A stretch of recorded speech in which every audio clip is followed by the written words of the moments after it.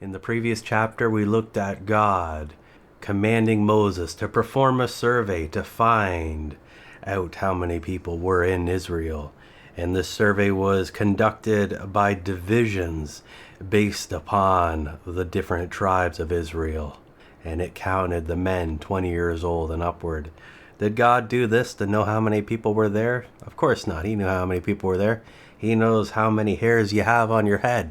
And he knows these things, but this is something that was to be written down in the book so that the Israelites would know where they have come from and what the amount was at the start.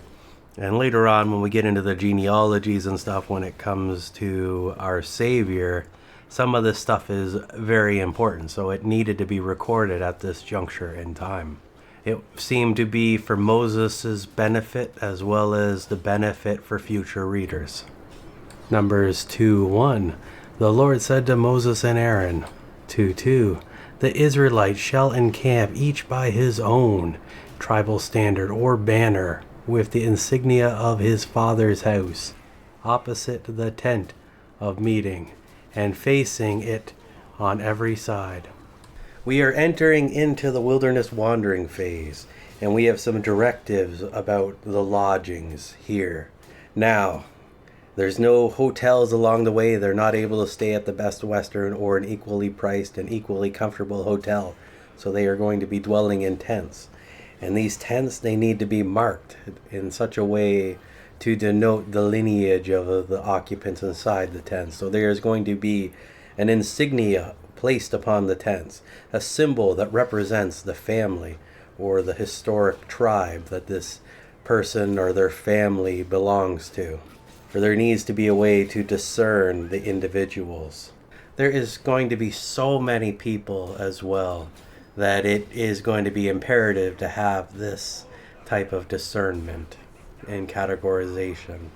Something I would be interested in knowing is whether or not there was families in a particular tent, or if the tents were larger in size and maybe they house multiple families or group of adults inside a particular tent.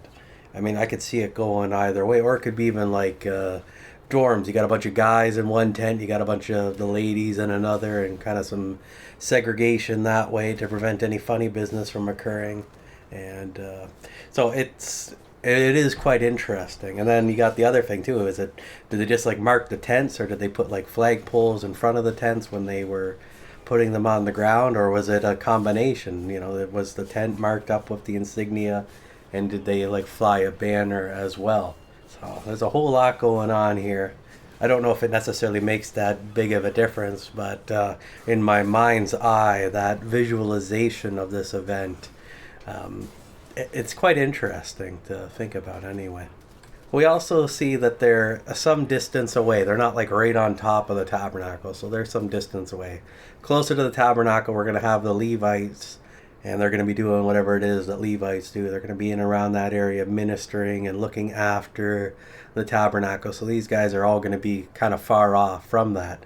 And now, do these flags or insignias, are they facing towards the tabernacle? Or is there some that face towards, some that face away? It is really interesting to think about. I would like to see a really good artistic rendering of some of the possibilities to what this could have looked like. Numbers 2 and 3. On the east side towards the sunrise shall they of the standard of the camp of Judah encamp by their companies. Nahshon, son of Amminadab, being the leader of the sons of Judah. 2 and 4. Judah's host, as numbered, totaled 74,600. So now we're looking at the direction in which they are camping. And first we have Judah, and he is to the east, or the tribe is to the east. When you look at a map, north, south, east, west, if you're facing north, to the right would be the east. And that's where Judah is. And it is the side in which the sun rises. So this is a privileged position. This is a position of honor. This is something special and significant in that way. And later on, I guess it's quite a bit later on when the kingdom splits. You have Judah and you have Israel, and so they're obviously a very strong and mighty tribe in that respect.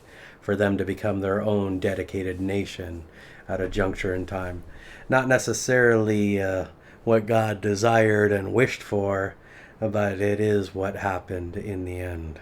Numbers 2 and 5. Next to Judah, the tribe of Issachar shall encamp. Nathaniel's son of Zuar, being the leader of the sons of Issachar. 2 and 6. Issachar's host as numbered totaled 54,400. 2 and 7. Then the tribe of Zebulun, Elab, son of Halon, being the leader of the sons of Zebulun. 2 and 8. Zebulun's host as numbered totaled 57,400. 2 and 9. All these three tribes, numbered in the camp of Judah, totaled 186,400. They shall set forth first on the march. So we're looking at our first grouping now, and they are going to be camping in the vicinity of Judah. So Judah is going to be the leader of this group. So you could call it Group A, Group 1, or Group Judah, for that's what it is. Group Judah is going to consist of the tribe of Judah, the tribe of Issachar, and the tribe of Zebulun. They're all going to be bundled together as the Judah group. And these two other tribes here, they're a little bit smaller than Judah. And Judah, they're kind of leading the charge. So that's why it's named after Judah. But, well, I guess that's not necessarily why it is. There's probably many reasons.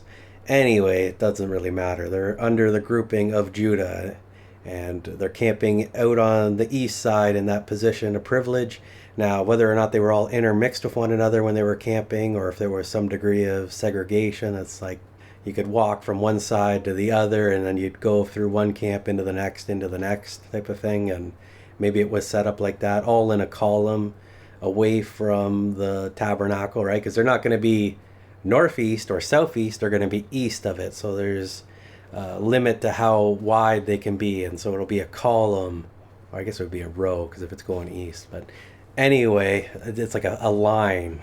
They would all be camping in like a line of a particular width, depending on the individual size of the camp of Levi. For Levi is around the tabernacle. So they don't want to be north of the Levites or south of the Levites. They just want to be east of the Levites. So in order to do that, because they're a significantly bigger tribe, that they are going to have a defined width that they're going to be. 186,000 people are males that are 20 years old and upward. So if you add in the women, the children, and the animals, that's going to be a pretty big group. So they're going to take up a lot of space with where they're going to be camping. And when they go on their journey, the one leading the charge, the first group in the convoy is this grouping of Judah. Numbers 2 and 10. On the south side shall be the standard of the camp of Reuben, by their companies. The leader of the sons of Reuben being Eliezer, son of Shedur. 2 and 11. Reuben's host, as numbered, totaled 46,500. So Reuben is the firstborn son of Jacob, who was later renamed Israel after wrestling with God. So there is some significance to the firstborn, and as such, he is the tribe that is going to be leading this southern group of tribes.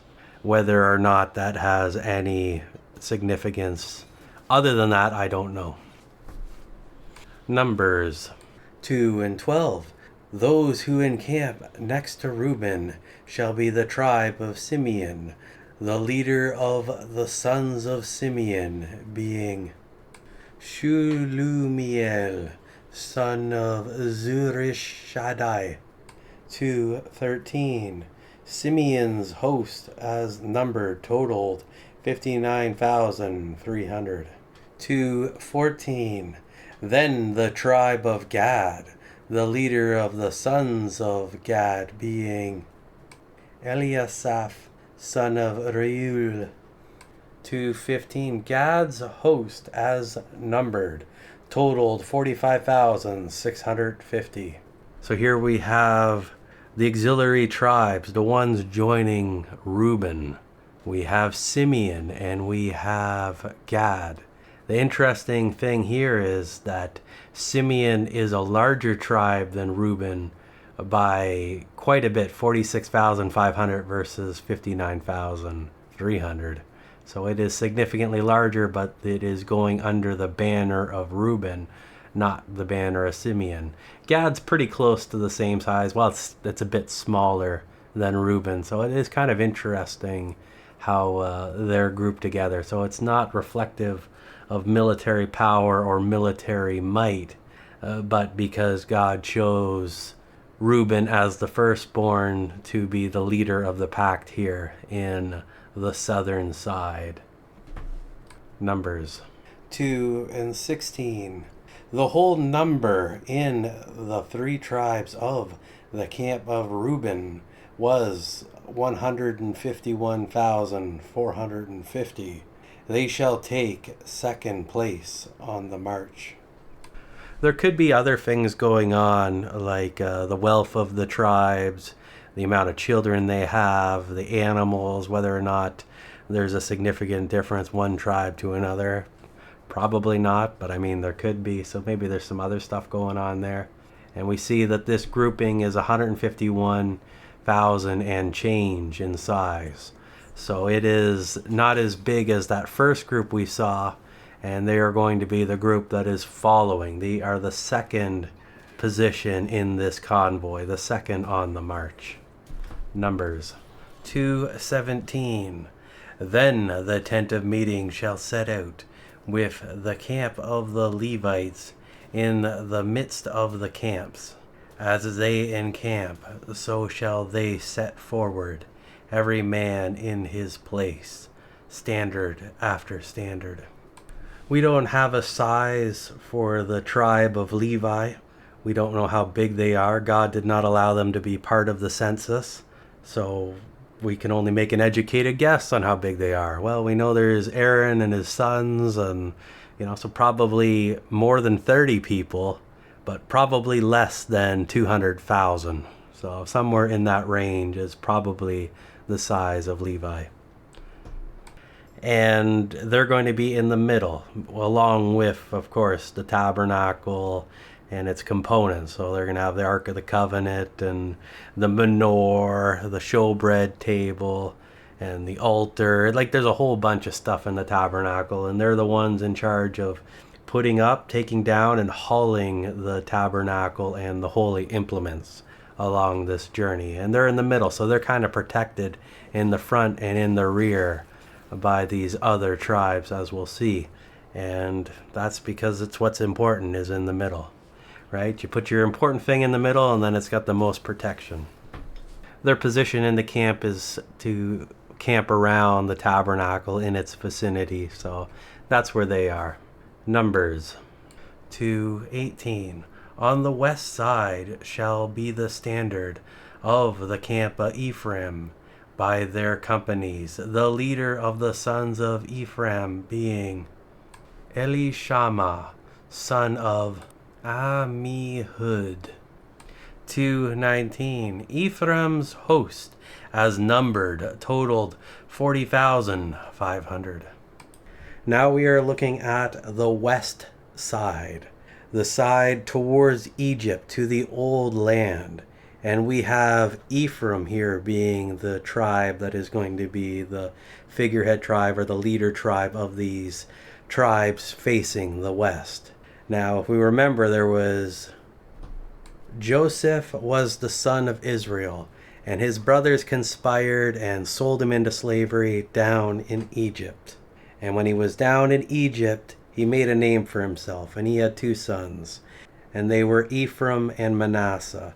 And during the great famine, there were some dealings that went on, and what ended up happening was the children of Israel and Israel himself moved down to Egypt to survive this great famine. And during that time, Israel adopted Joseph's sons into the family, so they became like brothers. And so that's why they are the tribe mentioned here and not the tribe of Joseph. For the Joseph split into these two sons, Ephraim and Manasseh. And that's what we have here. Numbers 2:20. Beside Ephraim shall be the tribe of Manasseh, the leader of the sons of Manasseh, being Gamaliel, son of Pedahzur. 2:21.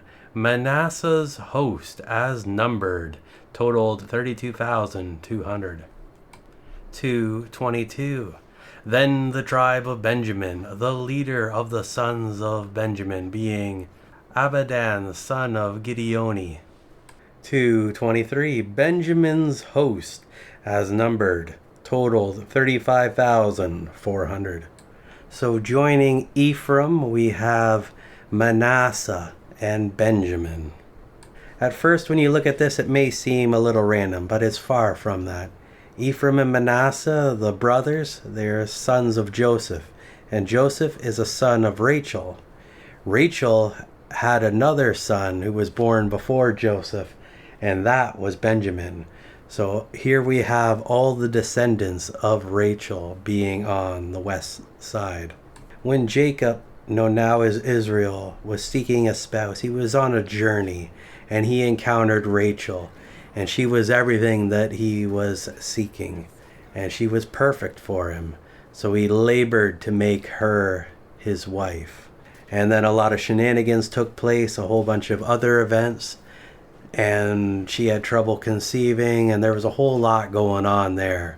But eventually she was able to conceive children, and that's how he got his two sons.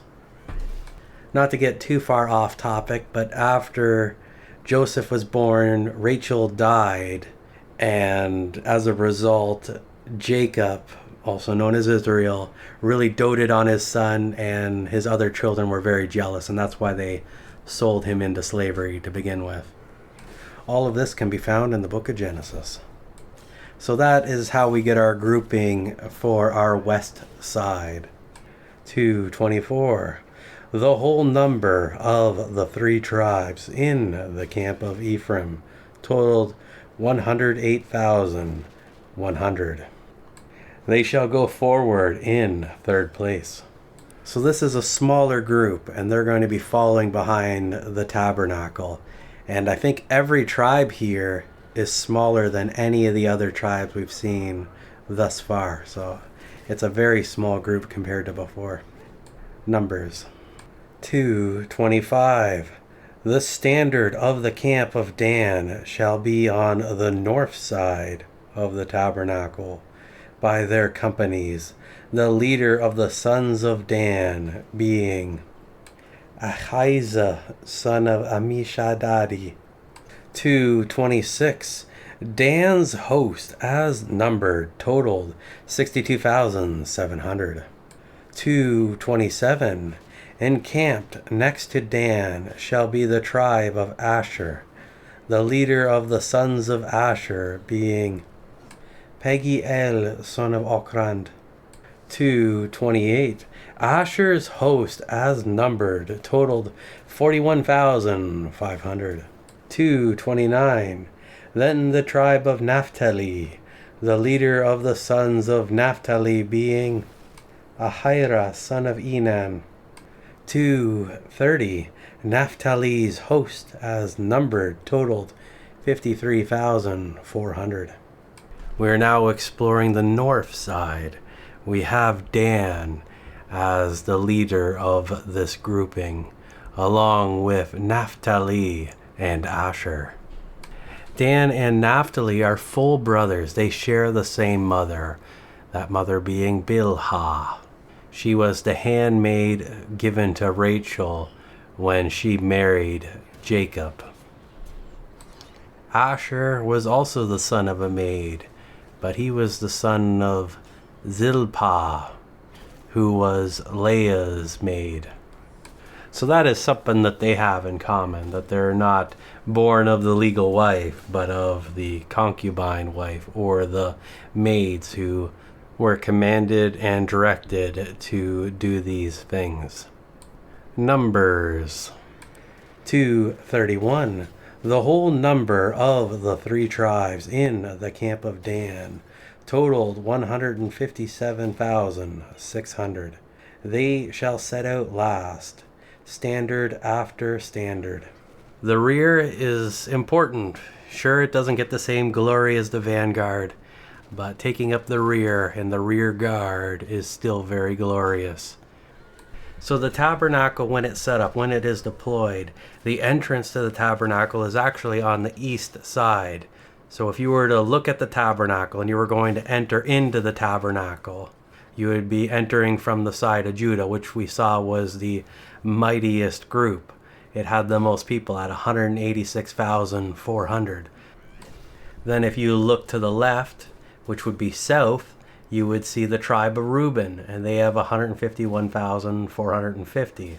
And if you look to the right, then you would see the tribe of Dan, 157,600.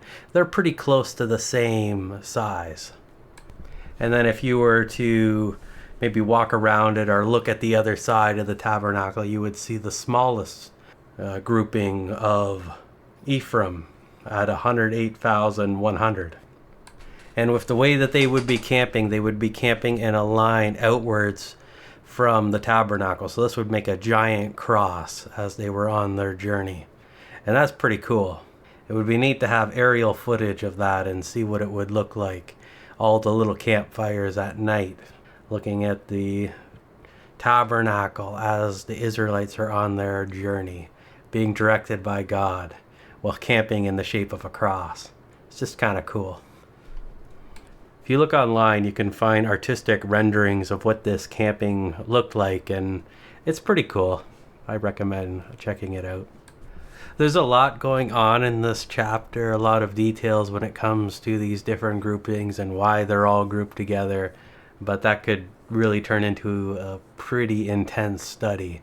So as we're just casually going over this, I think we found the coolest point, which is the cross in the Old Testament in the book of Numbers in the wilderness journey. I think that's pretty exciting and pretty cool. Numbers 2:32. These are the Israelites as numbered by their fathers' houses, all in the camps, who were numbered by their companies, were 603,550. 2:33. But the Levites were not numbered with the Israelites, for so the Lord commanded Moses. 2:34. Thus the Israelites did according to all the Lord commanded Moses. So they encamped by their standards, and so they set forward, everyone with his tribal families, according to his father's house. All in all, we have a lot of people on this journey. The 603,550 men 20 years old and upward, all the women and children that were with them, all the animals that were with them, and the Levites, they weren't counted, but there was an amount of them that was, well, you look at the amount of work they had to do, they probably had quite a few people as well. So this would be a very big group heading on this journey. And now we know how they are going to lay out their camp when they are not moving, and the order they're going to be going in when they are on the march. And it looks like the Israelites here, they are following the rules as dictated by Moses, and they all have their standards, and I don't know. The beginning of a new adventure. Here we go.